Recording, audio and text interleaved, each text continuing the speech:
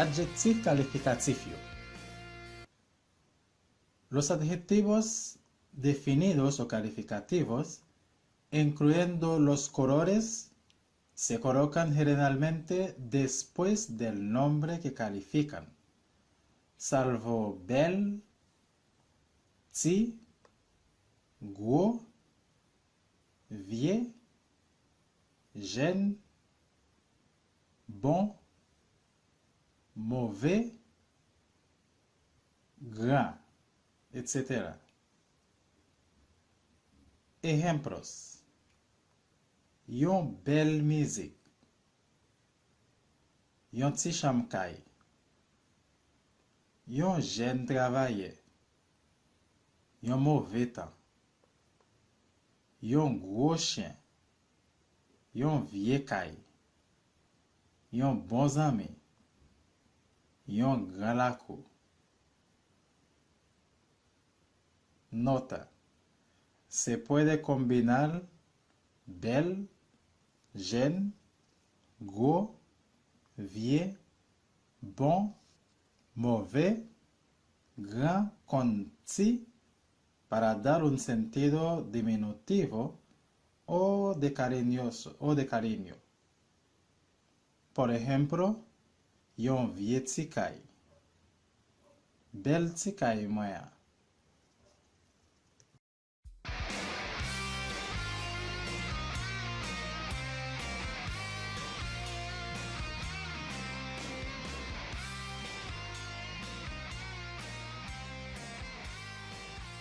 En esta sección vamos a practicar los adjetivos calificativos.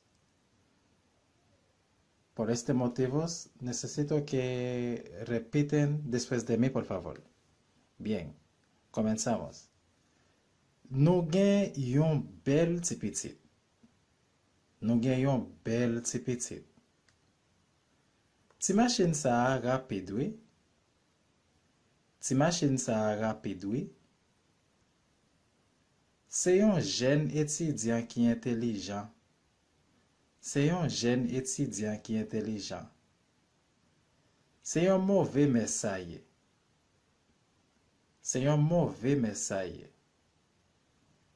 Ou se yon gros garçon. Ou se yon gros garçon.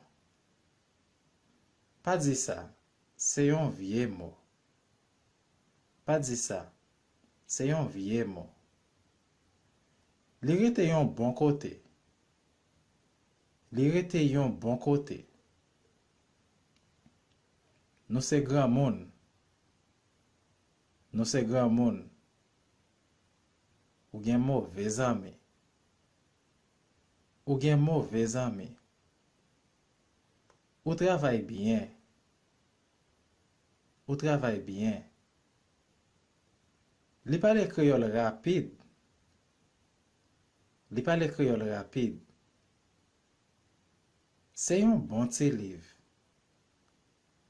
Se yon bon ti liv. Li gen an pil bel exemple. Li gen an pil bel exemple. Bon bagay. Bon bagay. Yon vieux ti bagay. Yon vieux ti bagay. Gen mauvais temps jodi ya. Gen mauvais temps jodi ya.